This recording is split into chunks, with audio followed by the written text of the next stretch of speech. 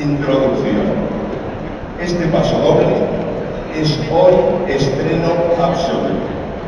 Eso significa que ha sido compuesto especialmente y jamás ha sido ni interpretado por ninguna sociedad musical ni oído. Por tanto, asisten a ustedes a un hecho singular. Van a ser los primeros que oigan esta vez.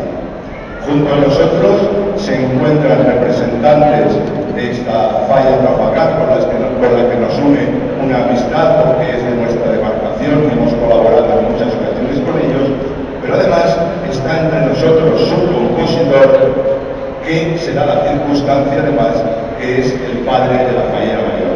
Luego ellos como falla van a tener un elemento cultural significativo, como es tener un pasador propio, y nosotros como sociedad musical el honor de hacer su estreno absoluto.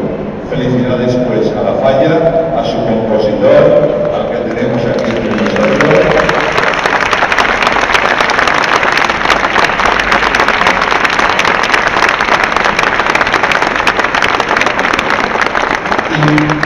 Y el cronista